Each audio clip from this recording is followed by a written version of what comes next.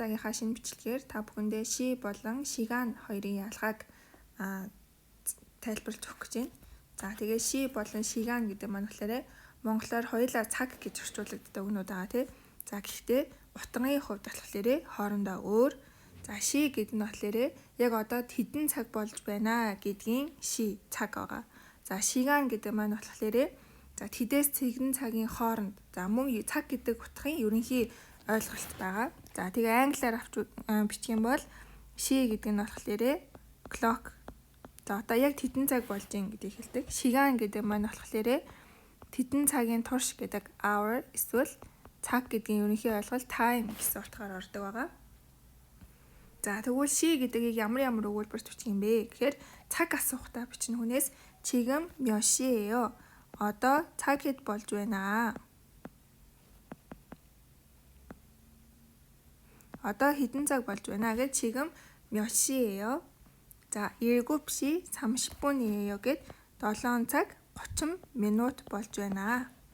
за 내일 12시에 만나요. маргааш 12 цагт уулзъя. 자, 저녁 7시에 약을 먹어야 해요. орой 7 цагт им уух ёстой. За, энэ дээр ч гэсэндээ 7 цагт хийг 시에 гэд араас нь залгаад ирэхлээрээ т цагт гэдгийн т болж байгаа. За, тэгэхээр ши гэдэг маань болохоор за одоо ийм цаг байлаа гэхэд яг одоо тэдэн цаг болж байна гэдгийн ши байгаа. 자, тэгвэл 시간 гэдгийг бүгдээр хамтдаа харцгаая. 매일 2시간 운동해요. өдөр бүр 2 цагийн турш дасгал хийдэг. За, тэр тохиолдолд 2 цаг хийдэг гэсэн байгаа тий. За, яг эндээс ингээд битүү 2 цаг хийдэг гэж байгаа учраас 시간. за, хэрвээ 매일 2시에 гэж бичсэн байсан бол энэ нь 2 цагт дасгал хийдэг гэсэн үг. яг өдрийн 2 цагт болонгууд дасгал хийдэг. харин 2시간 운동해요 гэж байгаа болохоор энэ нь болохоор 2 цагийн турш дасгал хийдэг гэсэн утгатай болж байна. за, 시간 гэдэг үгийн араас нөхцөл зарлахгүй байгаа. за, 집에서 학교까지 버스로 2시간이 걸려요. за, гэрээс сургууль хүртэл 버스로 автобусаар 1시간이 걸려요. 1 цаг зарцуулдаг гэж байна. за, яг бүтэн 1 цаг зарцуулдаг учраас 시간 гэдэг үг орсон байна. за, 2시간 후에 만나요. 2 цагийн дараа уулзцгаая.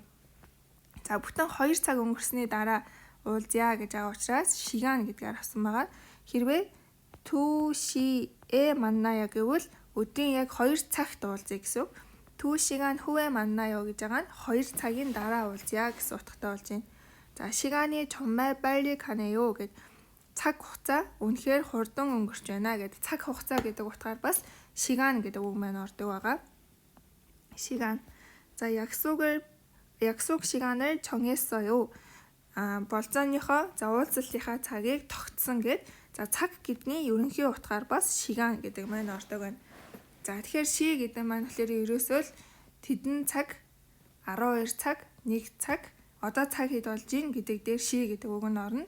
харин тэдэн цагийн турш за тэгээд цаг хугацаа за тэгээд бас цаг гэдгийн ерөнхий ойлголтыг уулзах цаг болзооны цаг гэдэг ерөнхий ойлголтын дээр 시간 гэдэг үг маань орох нэ. за, тэгэхээр энэхүү хичээлээрээ бүгд хамтдаа ши болон 시간의 ялгааг сурлаа. за, тэгээд та бүхэн бас хооронд нь эргэлздэг үг болон дүрмүүд байвал бас доор комент хэсэгт үлдээгээрэй. тэгээд манай 2 дугаар 7 дугаар шатны хичээл маань болохоор нөгөөдөр бэлэн болж тавигдана. за, тэгээд хичээлийн талаар мэдээлэл авахыг хүсвэл бас Instagram хаяг руу маань хандаарай. тэгээ манай YouTube сувгийг дэмжиж subscribe дараарай гэж хүсье. бүгдээр нь баярлалаа.